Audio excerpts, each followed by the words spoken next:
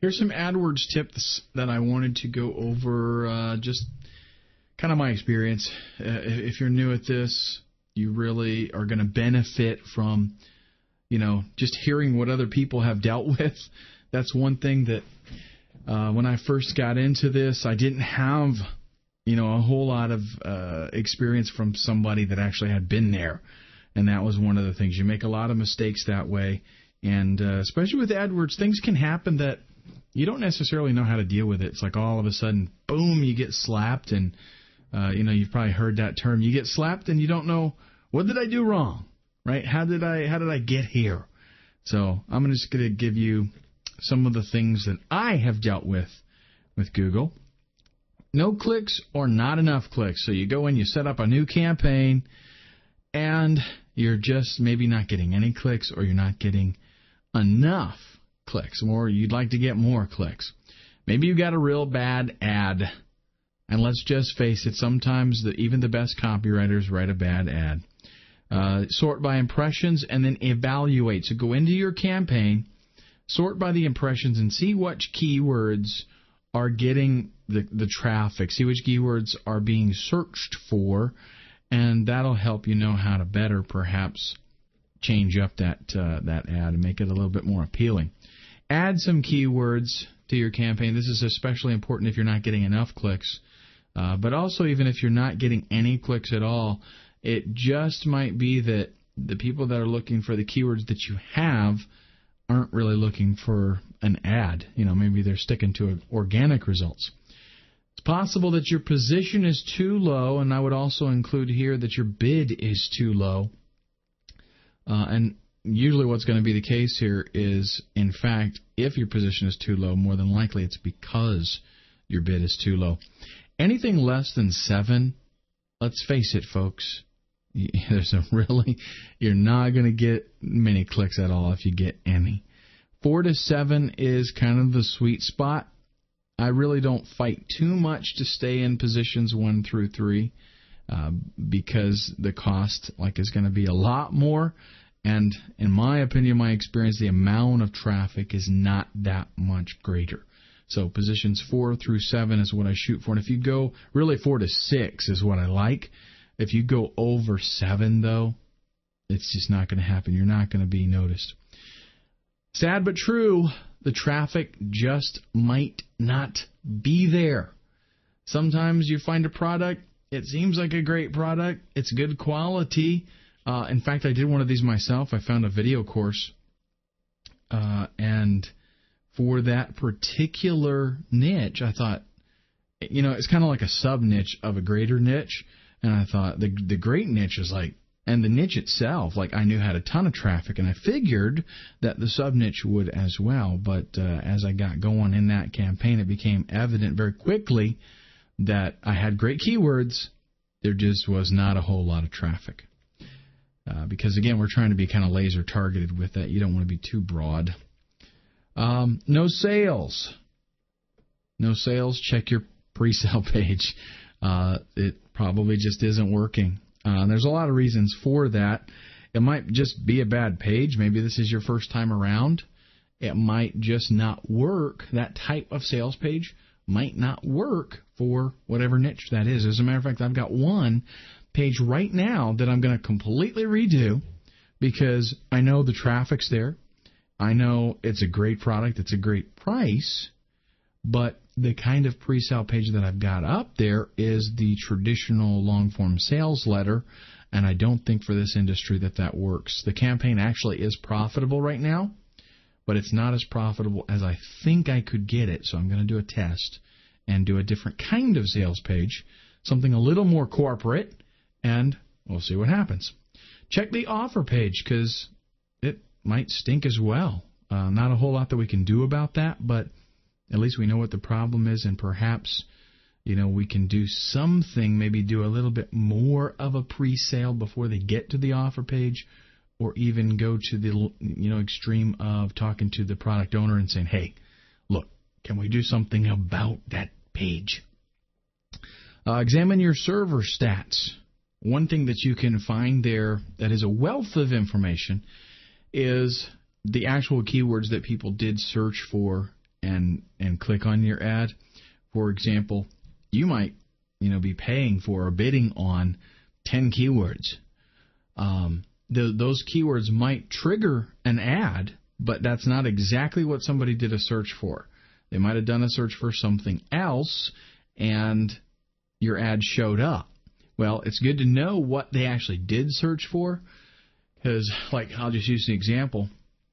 Let's say somebody is, people are frequently searching for guitar training, but they're looking for free guitar training. And for whatever reason, your ad shows up there because you're bidding on guitar training, right? But for whatever reason, your ad shows up and it is appealing to them.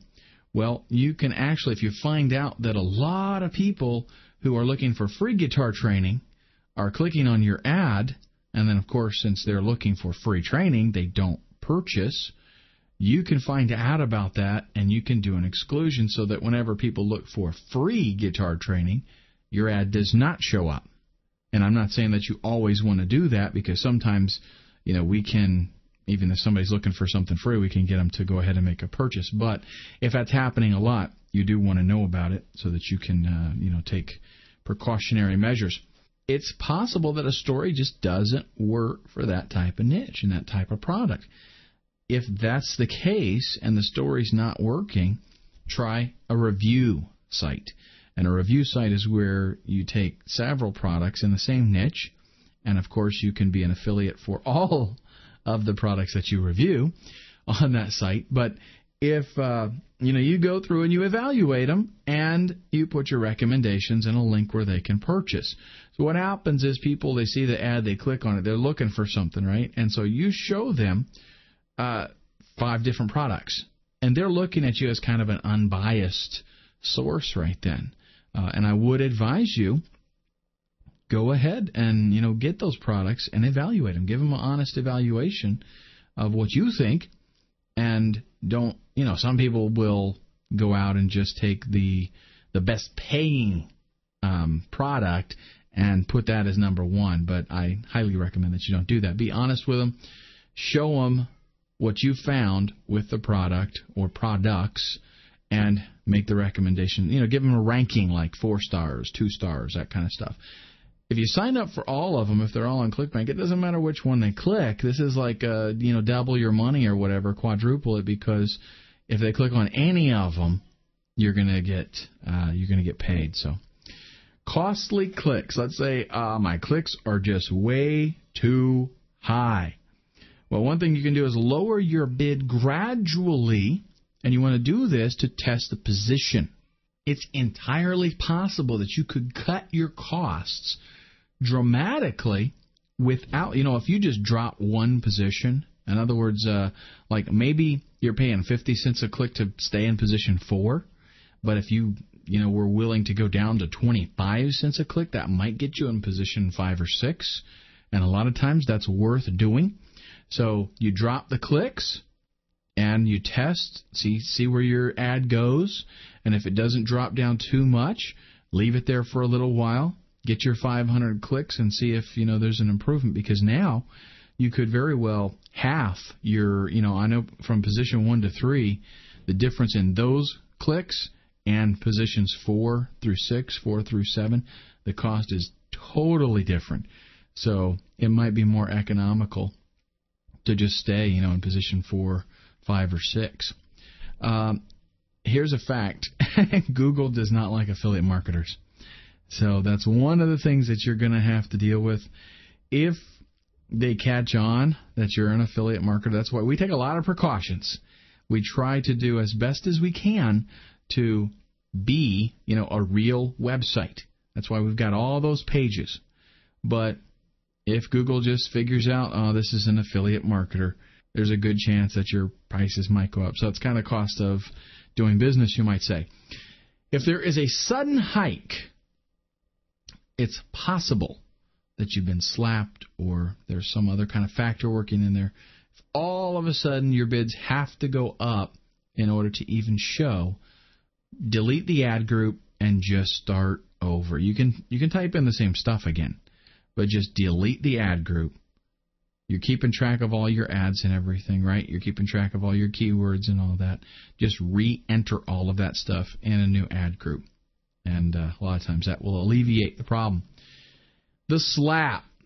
What is the Google slap? You've probably heard the term. The slap is when Google, for whatever reason, just says, okay, buddy, you got to give me $5, $10 in order for your ads to show up. Well, once that has happened, you can be sure you have been slapped.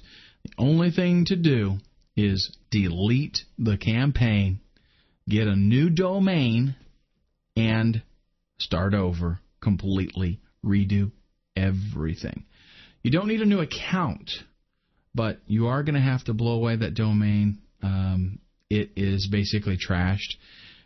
Google says that it does not maintain a domain blacklist, but if you have been slapped, I guarantee you, you're on some kind of blacklist, and that domain is no longer going to be able to get cheap bids. So once that's happened, just forget about that domain and go out and get another one. What if your ad has been disproved? This is usually a fairly easy one, actually, because randomly ads will get evaluated by a human being. And if that does happen, we can just go in, delete the ad, and then resubmit it with a split test, a variation. And a lot of times that in and of itself will fly. Move your keywords in the ad to the display URL. I showed you how to do that earlier, so no real reason to go through it again. If you get a final warning from Google, an email that says final warning, it is real. Take it very, very seriously. Pause your ads immediately. Pause your campaign. Stop it right then and there, and then go in and make the changes. If you get that final warning, they are not playing with you, and you could very well lose that account. For that reason, I always recommend that you have 2 accounts, one that you can fall back on. And even if you're running both of them at the same time, that's fine. But always have 2. That way, if they shut down one, you can bounce over to the other one and just have a little bit of downtime. And by the way, right away, you want to go out and set up another one so that you always have 2 accounts that are live and usable. Okay, your click-through rate drops. Do a search on the keyword term that you're bidding on. See if somebody copied your ad. This happens a lot. Somebody goes in and they're real lazy, right? So they just do a search on what they're doing and they see an ad and they copy the ad. Well, so then they can go in, start their campaign, use the same ad, and even they can bid a little bit more. The only thing you can really do here, and I advise you, it's going to be painful, okay? But just tough it out, because people that do that, if they go in and they just copy your ad, they're probably yahoos, fly by night. They're not going to last very long. So, yeah, things might drop down for a little while, but just tough it out. Same thing really if they just outbid you. Sometimes somebody will come in there, even if they got a different ad, and they'll just bid crazy amounts so that they get a really good ranking. And that lasts for a little while, but the problem is they are spending so much that they can't possibly turn a profit. So they do it for a little while, just to hopefully try to get, it's kind of an advanced technique to try to get better click-through, but eventually it does wear out. Things are going to kind of balance out, and we're going to see where everybody's really at. Now, what if sales drop? Some of this is kind of obvious, but believe it or not, people miss it. Check your landing page. A very common problem is your landing page goes down, whether it's your server or something just happened and you accidentally, maybe you thought you made a change and you uploaded it, but you actually messed it up and like the page isn't there anymore or there's an error or something. Check your landing page right away, because nothing worse than sending a whole bunch of traffic to a dead, a 404 page. Check the offer page also and ClickBank even. So a couple of other factors there that you got to take into consideration. The offer page, they could be down, and ClickBank itself could actually be down and unable to process payments. That does happen. If your impressions and clicks drop all of a sudden, then you possibly have been slapped. And you know what to do if you get slapped, right? Remember, your domain is gone, so you got to get a new one and basically just start over. And don't be scared. These kinds of things do happen, but that's what separates the men from the boys. Okay, so get in there, get started, take it seriously, and you can do this. You can be a successful affiliate marketer. That's it, basically, for this course. The next thing that I'm going to be doing is this is going to get you up and running quickly. This is going to get you generating sales, actually making some money. If you do everything right here, you should get in profit. And what we're going to look at next is other ways that we can send traffic through article marketing and through forums.